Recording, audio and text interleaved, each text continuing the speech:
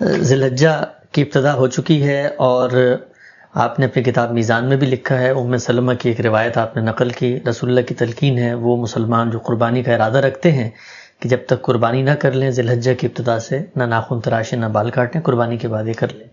تنقید اس پر یہ کی جاتی ہے کہ یہ غریب روایت ہے، اور اس کی بنیاد پر ہم ایک مستقل بذات دین کا مشروع حکم کیسے مسلمانوں پر لازم کر سکتے ہیں؟ میں نے ایسا کچھ نہیں کیا، میرا استدلال بہت واضح ہے، وہ چند جملوں میں بیان کیا جا سکتا ہے۔ یہ چیز کہ نظر کی عبادت کے لیے ناخن نہ کاٹے جائیں، بال نہ تراشے جائیں، اور اس کے بعد آپ قربانی کریں، قربانی کے ساتھ متصل کر کے قربانی کے بغیر، یہ نظر کی عبادت کے طور پر مشروع ہے، اور ہمارے ہاں عمرے اور حج میں ایک سنت ثابتہ کی حیثیت سے جاری ہے، اس وقت بھی جاری ہے۔ یعنی میں نے جب یہ کہا ہے کہ نظر کی قدیم روایت ہے تو یہ محض اس کی تاریخ کے بعض پہلوؤں کا حوالہ دیا ہے۔ ہمارے ہاں یعنی جس دین کو ہم جانتے ہیں، جو دین محمد الرسول اللہ سے ہم کو ملا ہے، اس میں عمرہ بھی ہے اور حج بھی ہے۔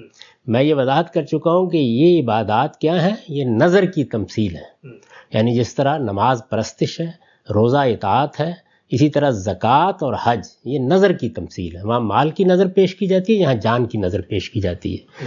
تو نظر کی تمثیل کی عبادات میں یہ عبادت بھی ہے، اور یہ عبادت مشروع ہو گئی ہے، یعنی ہمارے ہاں دین کا حصہ بن گئی ہے۔ کس طرح بنی ہے؟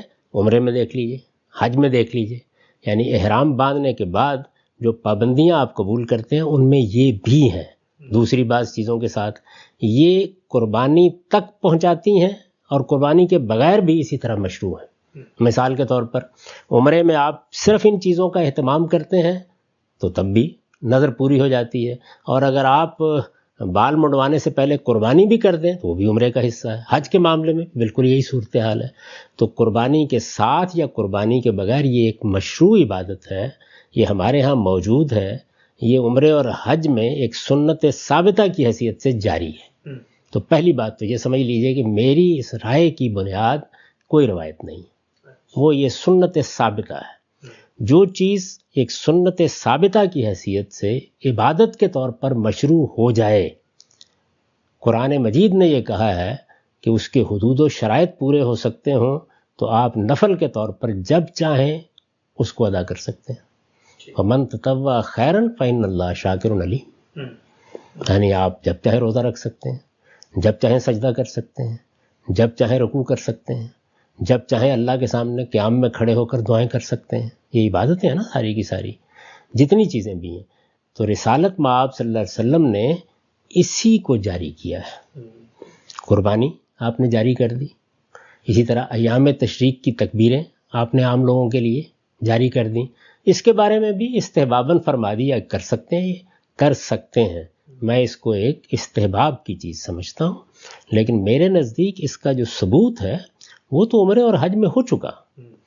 یعنی جب فرض نماز رسالت مآب صلی اللہ علیہ وسلم نے بتا دی اور فرض نماز ایک سنت ثابتہ کی حیثیت سے جاری ہو گئی، تو اب آپ مجھے کہیں گے کہ فجر سے پہلے 2 رکعتیں پڑھ لو، تو یہ غریب روایت، بلکہ غریب جداً بھی ہو تب بھی کوئی فرق نہیں پڑتا اس سے، اس لیے کہ وہ تو ایک طے شدہ چیز آ گئی، اب تو نفل کے طور پر اسے انجام دینا ہے۔ تو نفل کے طور پر تمام عبادات انجام دی جا سکتی ہیں۔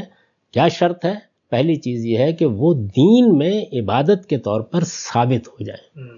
تو قربانی ثابت ہو گئی دین میں ایک عبادت کے طور پر، اسی طرح تکبیرات تشریق ثابت ہو گئیں، اسی طریقے سے یہ ناخن نہ کاٹنا، بال نہ ترشوانا، اور جب نظر پوری ہو جائے تو اس پر جا کے بال کاٹ لینا، ناخن کاٹ لینا، یہ نظر کی قدیم روایت ہے۔ نظر کی قدیم روایت آپ بائبل میں دیکھ سکتے ہیں، دوسری جگہوں پہ دیکھ سکتے ہیں، وہ ایک الگ چیز ہے۔ یہ ہمارے ہاں کس جگہ ہے؟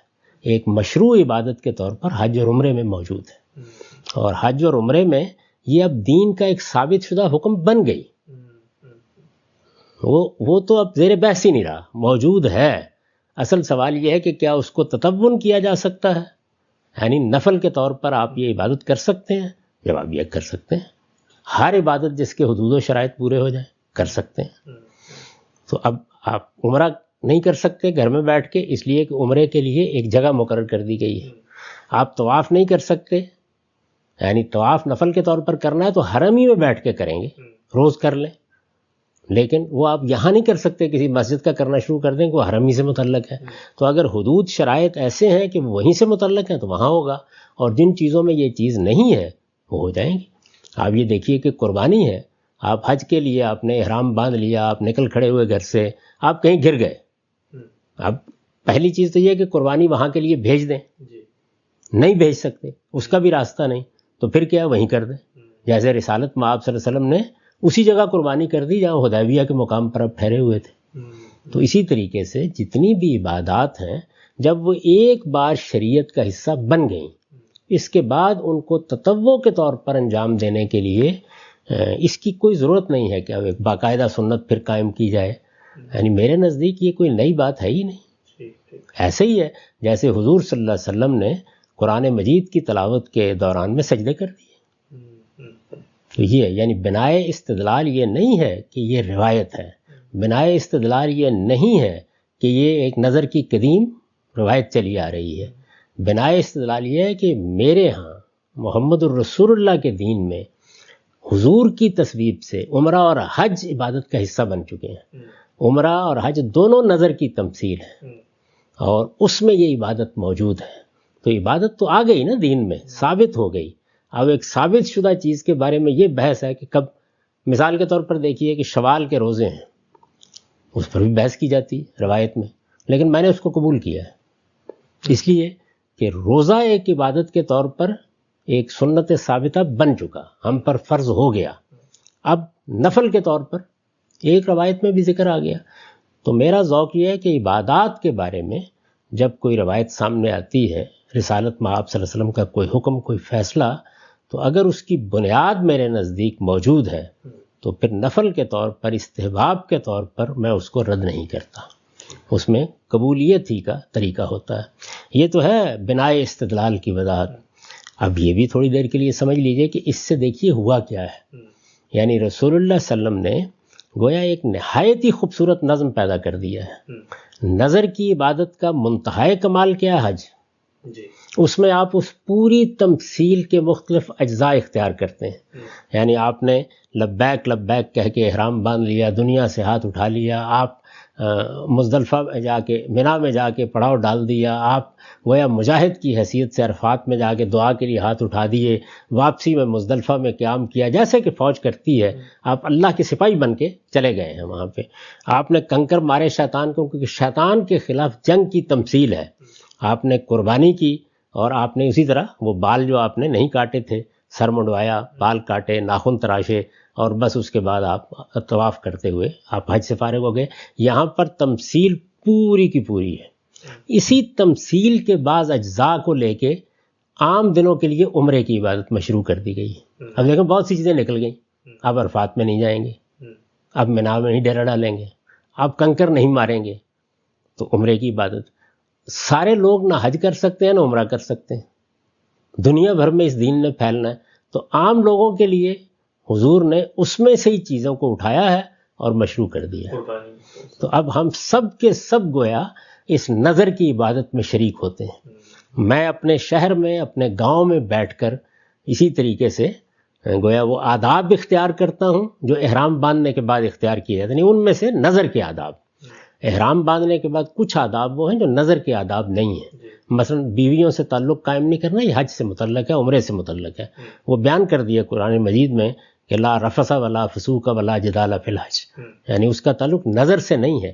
تو نظر کی جو چیزیں تھیں وہ آپ نے اٹھا لی ہیں، اور اٹھا کر ان کو اس طرح جاری کر دیا ہے۔ اس میں قربانی تو بہت اہتمام سے جاری کی گئی ہے، ایام تشریق کی تکبیروں کی تلقین کی گئی ہے، اور اس کے بارے میں آپ نے لوگوں کو بتا دیا کہ یہ ظاہر ہے کہ اس کا حصہ ہے، یہ اس کے ساتھ بھی ہو سکتا ہے۔ عمرے میں ہم قربانی کے ساتھ کرتے ہیں، پہلے یہ سب کام کرتے ہیں، پھر قربانی کر کے سر منڈواتے ہیں، یہ بال کاٹتے ہیں، اور اگر قربانی نہیں کر رہے جس طرح کہ آج کل عام طور لوگ نہیں کرتے، تو بس یہ چیزیں کر لیتے ہیں اور طواف کرتے ہیں، کیونکہ وہاں معبد کے اندر گئے ہوئے ہوتے ہیں۔